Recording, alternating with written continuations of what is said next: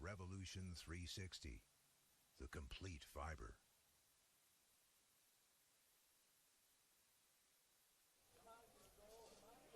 Kyle Lisa will bat with 2 runners on. As Bonzon and the first base umpire going to check out something out in the right field, right center fence. Looks like a shiny-ish object. It might just be like a pipe under there.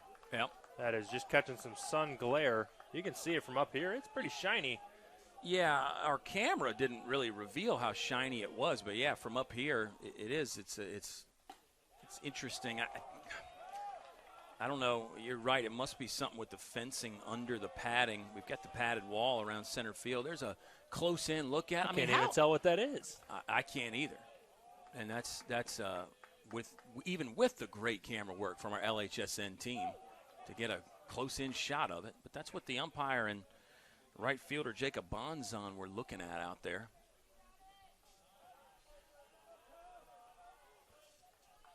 Well, with that, the freshman Thomas Burgess, a 6'4" right-hander. He is a big guy out there. Coming on to pitch with 2 runners on, and now a bunt by Kyle Lisa. It's picked up by Staz, and Staz throws one in the dirt to first base and couldn't be picked, and that's going to score a run. That is why you play small ball, is those kinds of plays. That is now multiple errors on bunts today. Back to that great team trait, what those teams do. They have the ability to play small ball, to put some pressure on a defense. And it's not just for show. I mean, you think about the 2 bunts that Roanoke has had trouble with. They've been perfectly placed down that third base line, and really tough plays for the third baseman. And, again, can't say enough about the quality of Shenandoah's offense. They can do it in so many different ways. Here's Cooper Anderson. That play is going to be scored as an infield single on the bunt, and then an error on the throw that allowed the 2 runners to advance. So that is now the second time that a batter has been safe on a bunt single but has advanced on a throwing error. Safe to say Roanoke might end up working on some bunt defense. Yeah, yeah. If you can't get it done here this weekend, it'll go on that emphasis list for the off season and for next year. Anderson watches that 3-0 count. You don't necessarily want to load the bases with nobody out. So you can expect a challenge pitch from Cooper Anderson from this pitch moving forward. Anderson does challenge and almost looked like a cutting fastball that just ran away from Cooper Anderson, and he took a hack at it and came up empty. Yeah, you called it there. The Burgess coming after Anderson. Let's see if he does it again.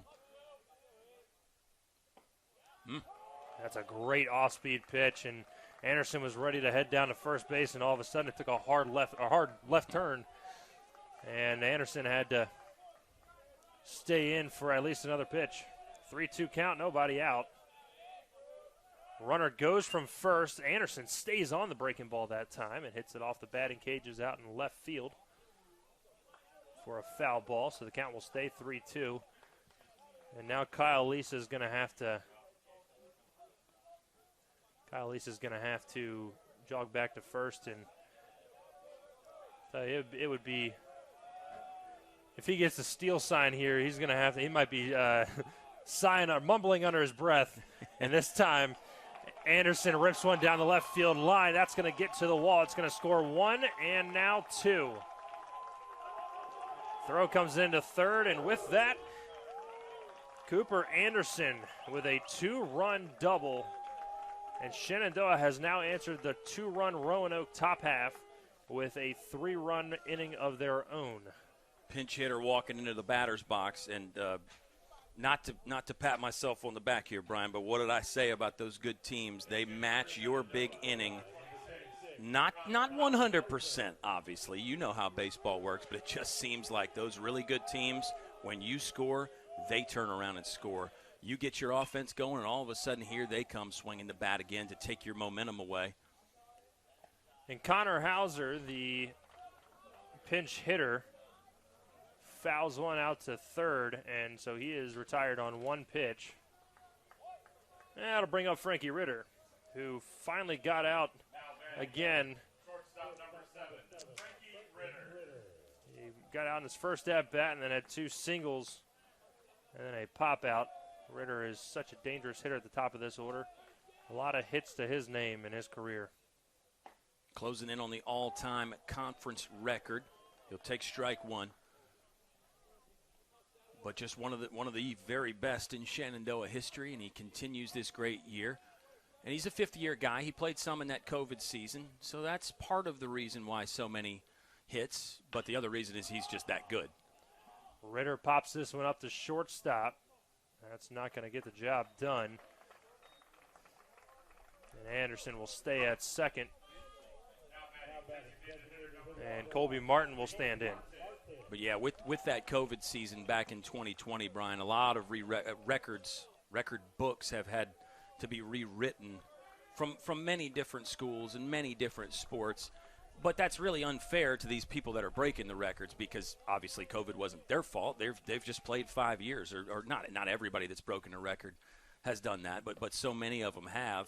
I mean, that's the fascinating thing to go back to Avery Neves for Lynchburg. He's rewritten the record book, and he didn't play in the COVID season. He's only done it for 3 seasons. He didn't get his first year until 2021. So, again, it's not just that extra few games that everybody had in the COVID season, but that's part of it in there for some of these career numbers for people. And I think it's great. I think the NCAA absolutely made the right call to give everybody an extra year, and it's cool to see some people, guys and gals, that have benefited from it. Colby Martin, after watching one whistle by his head in the last pitch, takes a pitch off the outside corner, and now it is 3-0. And again, we talk about it when first base is open with 2 away. Isn't the worst thing to walk him, and they do. But now you've got to face Gavin Horning. Yeah, and Colby Martin's one of those record book authors as well. He was the ODAC Player of the Year in 2021. Missed much of last season because of injury. Avery Neves, the ODAC Player of the Year last year. So there's the tie-in. Unfortunately for Randolph-Macon, this year's ODAC Player of the Year, Hunter Cole, had to miss the first game, but maybe we'll get to see him tomorrow, hopefully. They would surely like to have him back, as Lynchburg pitched a shutout in Game 1. And having Hunter Cole back, a guy who had 9 home runs, batted .400 in conference play, that would be a nice addition to their lineup tomorrow morning. Check swing is called a no swing by the first base umpire. Now that moves the count to 2-0.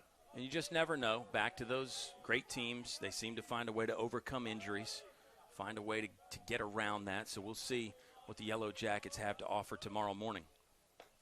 Pitch high and away to Horning. And that's ball 3. So 7 straight balls to the last 2 hitters. And Horning, I think, might have the take sign right here. He does. Yeah, as Burgess pours in a strike. And there's pitching around dangerous hitters, and then there's maybe just not having control. Now starting to think maybe that's what's happening with Burgess. Let's see what he goes with 3-1. And Mark Price calls that 3-1 pitch a strike on the inner half. Got the strike call on the slider. And Horning now with a 3-2 count, 2 outs, runners going. Pitch is outside and ball 4. So Burgess walks another. And now the bases are loaded for the guy who has already homered today, and Pierce Booker. Dangerous spot here if you're Roanoke. You're already down 8. You came into the inning thinking you were clawing back in. Now that has been reversed. You've given up 3. A home run here or maybe just a base hit really probably puts the game officially out of reach for Roanoke. And Booker, the 9th batter of the inning. Shenandoah has already scored 3. They've got the bases loaded. Up 10-2.